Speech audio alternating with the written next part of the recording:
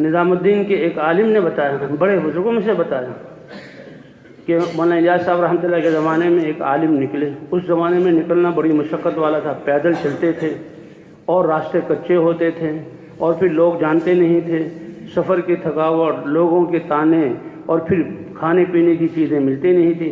تو نظام الدین آ کر کچھ ذرا سانس لیتے تھے، جیسے یہاں آتے نا رائے میں ٹھنڈے علاقوں سے اور کئی مشقتوں سے، تو جیسے ماشاءاللہ ہر ایک کا دل لگتا ہے کہ بھئی یہاں پانی بھی گرم ہے، وضو اور کپڑے دھونا سارا، تو وہ بھی کہ سارے دن عمل میں رہے، اعمال کا اہتمام کیا۔ عشاء کی کتاب کے بعد وہ کہنے لگے بھائی ایسا کونا ڈھونڈتا ہوں جہاں کوئی مجھے تنگ نہ کرے، اور تلاش کرتے کرتے واقعی ایک اندھیرے والا کونا مل گیا، بستر بچھایا، اے اللہ تیرا شکر ہے، کچھ زیادہ سو لوں گا، تھکاوٹ دور ہو جائے گی، تہجد میں اٹھوں گا۔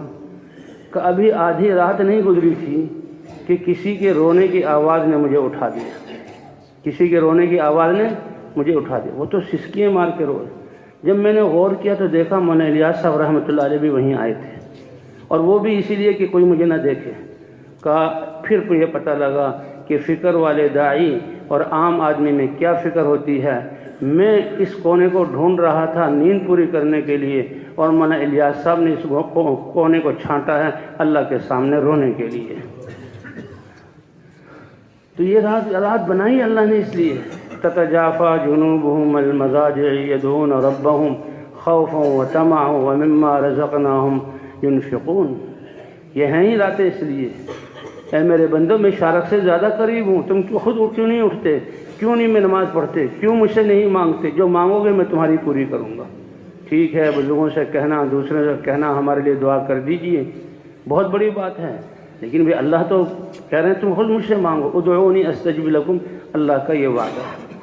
تو تہجد کا بھی اہتمام کرنا ہے، پانچوں نمازوں کے نئے ماحول کو بنانا ہے، اسی طرح صلاۃ الحاجہ کے بھی۔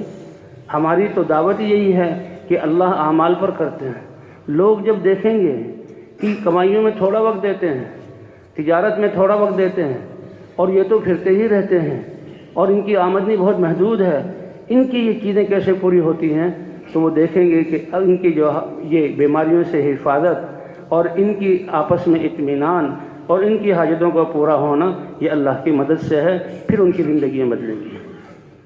صحابہ کو زبانیں نہیں آتی تھی، وہ تقریریں نہیں کرتے تھے، وہ دلائل سے نہیں سمجھاتے تھے، وہ تو چراغ لے کر یہ ہے سورج دیکھ لو، کونوا مثلنا، ہمارے جیسے ہو جاؤ۔ جی ہاں، مدینہ منورہ میں یہی ہوتا تھا۔ قبائل جب مسلمان ہوتے تو جو صحابہ گن کو حکم ہوتا تھا قبائل کو مدینے لے کر آؤ، اور مدینے والوں کو حکم ہوتا تھا ان کا اکرام کرو اور ان کو دین سکھاؤ، اور ماحول کی وجہ سے وہ دین اتنی جلدی سیکھتے تھے، اس لیے کہ ہم تو ماحول نہیں ہے، گلا پھاڑ پھاڑ کر ثابت کرنا چاہتے ہیں۔ جی ہاں، اندھیرے میں ایک آدمی کو قید کیا ہوا ہے اور اس کو ہم سورج کی تھیوری سمجھا رہے ہیں، اور وہ بیچارہ تہ خانے میں پیدا ہوا وہی ہے اور اسی کو وہیں سمجھا رہے ہیں، تو کوئی سورج کی حقیقت سمجھا سکتا ہے اس کو؟ نہیں سمجھا۔ حالانکہ سورج ایک مخلوق ہے، اور ماحول کے بغیر اس دین کو ہم سمجھا رہے ہیں۔ اسی آدمی کو لنگڑی پکڑ کر چند چیڑیاں چڑھا کر چھت پر لا کر بس یہ کہہ دو یہ سورج ہے، کسی تقریر کی ضرورت نہیں، انہی لوگوں کو دکھا دو یہ ایمان ہے۔ صحابہ کرام یہ کہتے تھے ہم جیسے ہو جاؤ، تو کوئی دیر نہیں لگتی تھی۔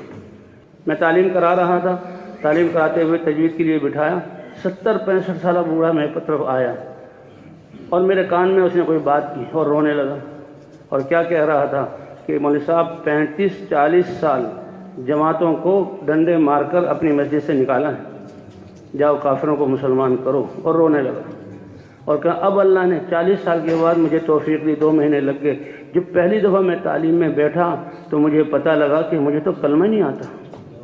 میں نے کہا چاہتے کیا ہو، کچھ صورتیں یاد کرنا چاہتے ہو قرآن پر؟ کہ نہیں، کلمے کو درست کرنا چاہتا ہوں۔